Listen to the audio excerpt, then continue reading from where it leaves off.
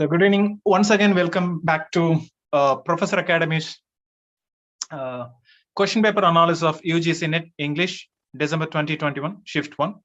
And today we are going to analyze questions from 76 to 80. So let's look at question number 76. Which of these plays by Girish Karnad shares its theme with Thomas Mann's The Transposed Heads? You have four plays by Girish Karnad here. Option A, Tail Danda, D-A-N-D-A. Then B, Yayati. C, Nahamandala. D, Hayavadana. So one of these plays, is based on the German writer Thomas Mann's novel, The Transposed Heads. You can eliminate certain options because when you look at this story, transposed heads, something you change one head for the other. There are a lot of stories in Hindu mythology, concerning this kind of, exchanging or changing one's head for another's head. Or maybe you can eliminate one of these plays. Nahamandala has nothing to do with this one, or Yayati. Okay, the answer is D, Hayavadana. So Hayavadana is based on this one. In his intro or note, Girish Karnad gave this explanation in his note on Hayavadana. The central episode in the play, in Hayavadana, the story of Devadatta. So this story is the central characters in this play are three. We have Devadatta, who represents the intellectual, kind of the head. Then his friend Kapila, more to do with the body, right? Then Devadatta married Padmini, and Padmini and Kapila had a relationship.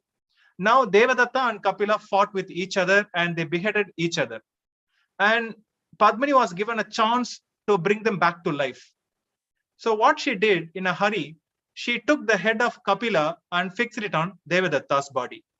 And she took Devadatta's head and fixed it on Kapila's body, right? So because of this confusion, now Devadatta, who was earlier known for his intellect, is more thinking like Kapila. Kapila, earlier known for his bodily one, now is more like the head, Devadatta. So the confusion results because of this exchange is a crux of this play, Hayavadana. And Karnad says this play is based on a tale from Vetala Pancha Vimshika. But he also says, but I have drawn heavily on Thomas Mann's reworking of the tale. It's not directly from that source. It's actually from the German novelist Thomas Mann's reworking of the same tale in his novel, The Transposed Heads. So now you can understand the transposed heads, change of heads of Devadatta and Kapila. So this is the story. So what we can do now, so whenever we read a play, we should read its introduction or note or afterword or foreword, where the writer himself or herself talks about the source or kind of inspiration. So in the last exam, we have got around 4 or 5 questions like this. And we are also getting a lot of questions from Indian literature these days, from poetry, from novel, and also from plays. We'll go to question number 77. Who among the following is known to have used elements from the Yakshagana tradition in his theatre? We have again, this question is from Indian literature. So we have option A, Mahesh Dattani, B, Badal Sircar, C, Girish Karnad, D, Mohan Rakesh. What you can do, of course, that Yakshagana it's a kind of a performance in the south. Then you can eliminate certain options here. The answer is C, Girish Karnad again. So we have got 2 questions this time from Girish Karnad. So what is Yakshagana? Yakshagana is kind of a folk performance. And it's more to do with Karnataka, but it's also performed in Kerala, related with Kathakali.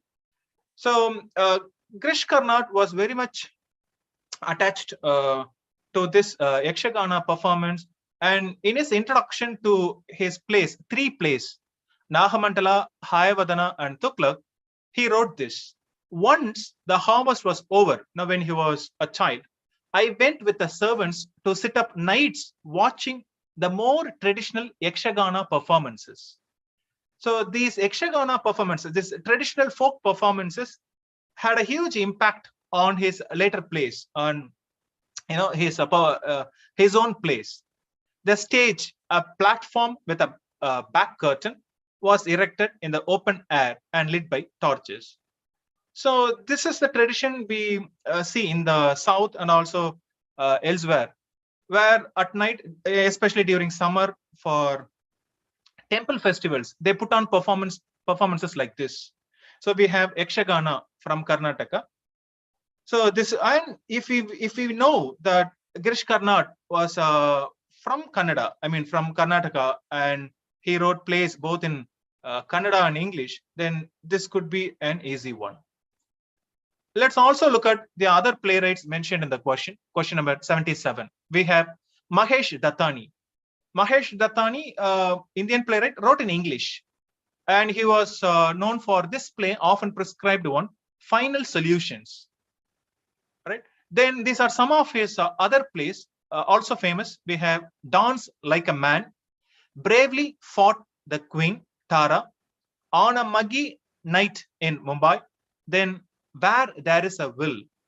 The next play, Do the Needful, then 7 Steps Around the Fire. These are some of his plays.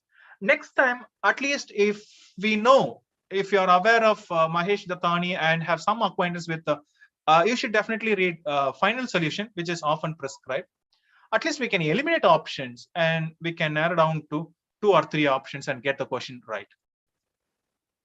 Next, we have Badal Sircar, who was known for his third theater. He gave up this stage performances. He used the natural setting, natural everyday environment, kind of a street theater, and he was coming up with a kind of a live performance, anywhere in the street. So Badal Sircar, you can read about his third theater. Then his often prescribed work, often kind of a masterpiece, Ivam Indrajit. Then these are some of his other major works. We have Procession, Burma, Stale News, Beyond the Land of Hatamala, then Scandal in Fairyland, then Indian History Made Easy, then Life of Bahala. Bengali writer. So earlier one, Mahesh Dattani, Indian playwright, wrote in English, but Badal Sircar wrote in Bengali. Then they were translated into English. Then we have Mohan Rakesh, who wrote in Hindi, a very established one in Hindi literature. And one of his plays, One Day in Azad. Okay. So with this, we let's go to the next question. Question number 78. We have match the following. Match list 1 with list 2. So list 1, we have author. List 2, the form, the literary form they are known for. So again, under list 1, we have capital A, Pindar, against which we have 1, Epinicia, Epinica. It's a literary form. And then list 1, capital B, Menander, Menandr, Menander, against which we have 2, Old Comedy. Then C, Sappho, we have against which we have 3, Lyric Poetry.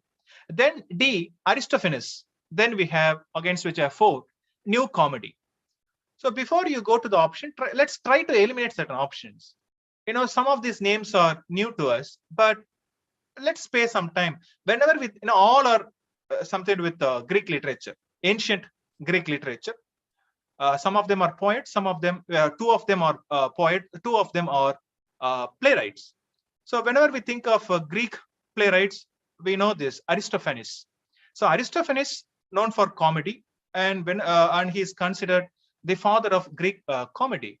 So you have only 2 options here. Is it old comedy or new comedy? But Aristophanes, we know, very ancient.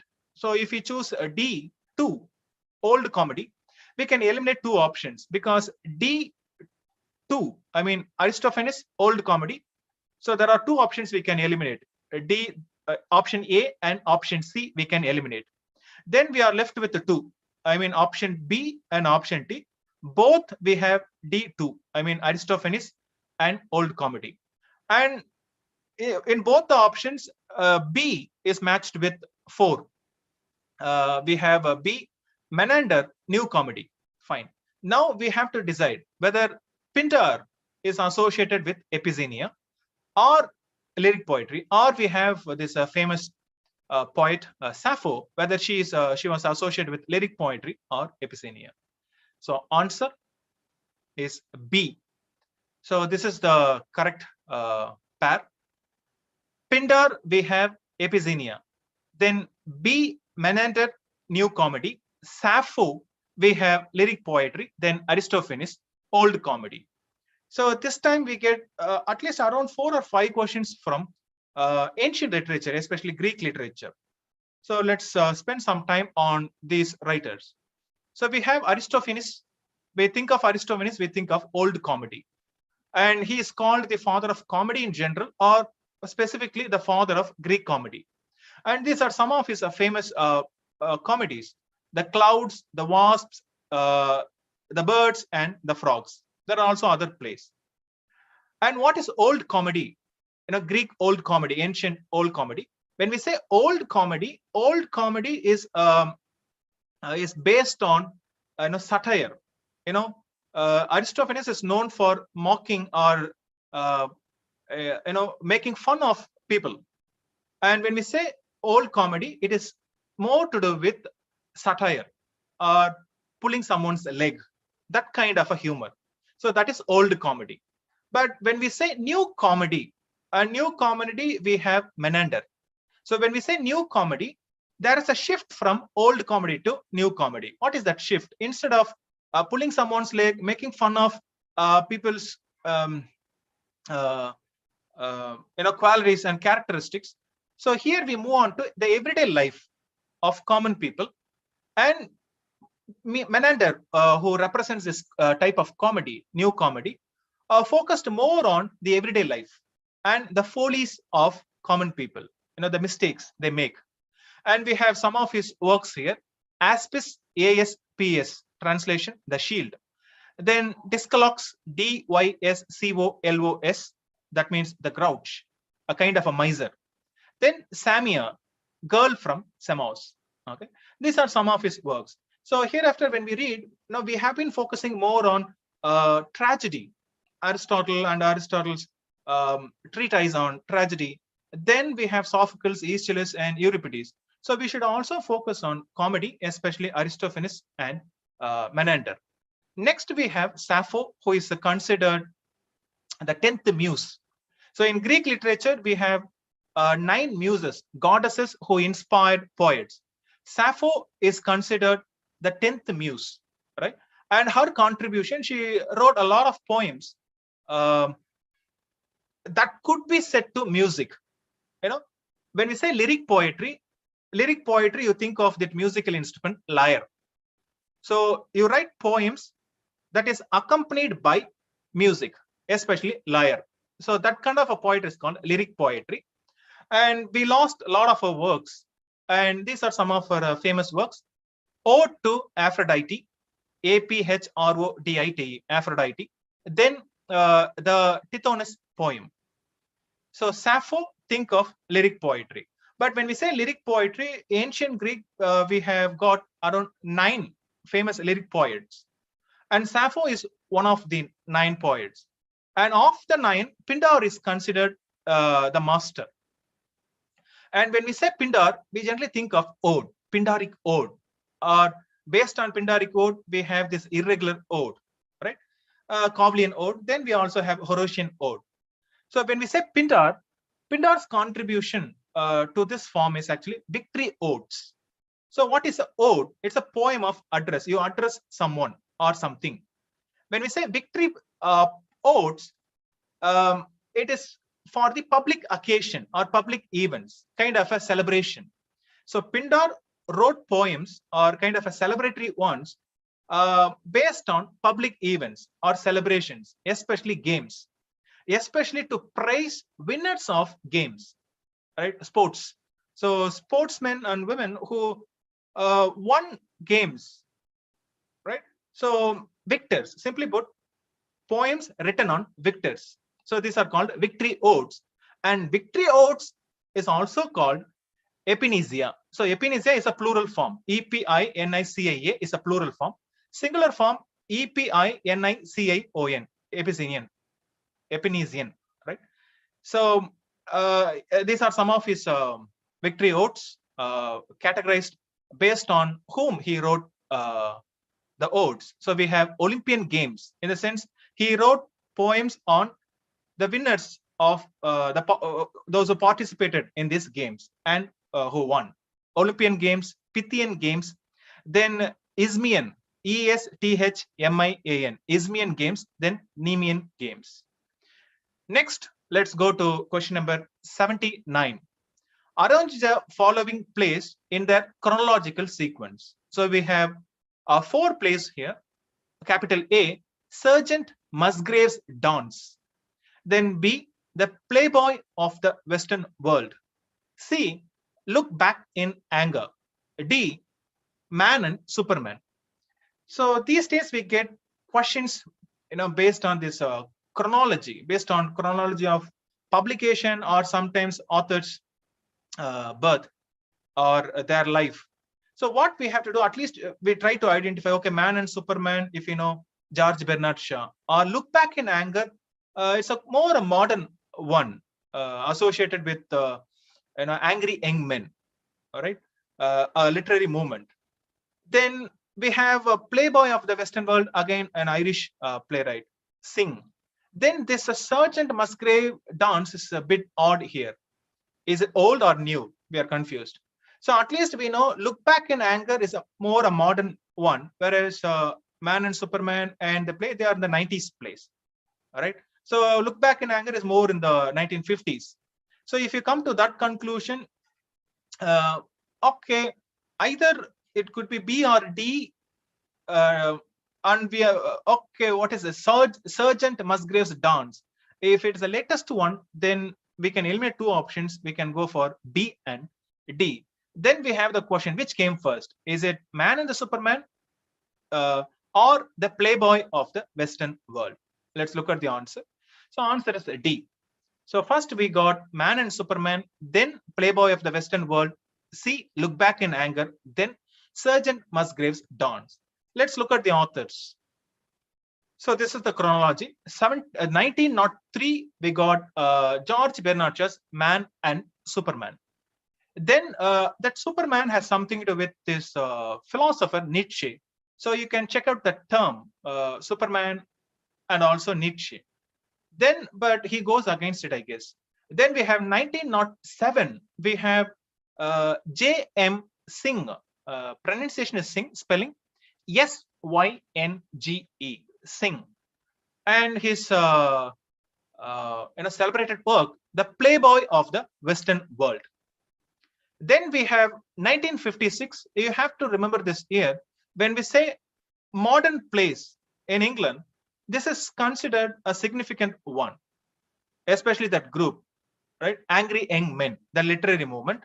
We have this famous work, Look Back in Anger by John Osborne, 1956. Then we have got 1959, another British playwright, John Orton, and his work, Sergeant Musgrave's Dance. So that sounds new to us. At least we can learn it now. Then let's go to the final question of today's class.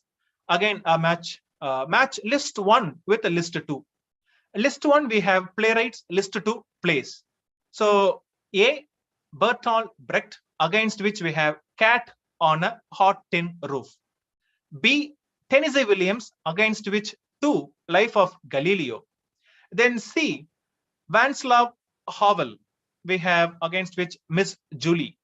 Then D, August Strindberg, we have against which 4, Temptation. So first, some of these are very famous. For instance, Tennessee Williams, anyone can say Tennessee Williams. When we think of Tennessee Williams, we have a Cat on a Hot Tin Roof.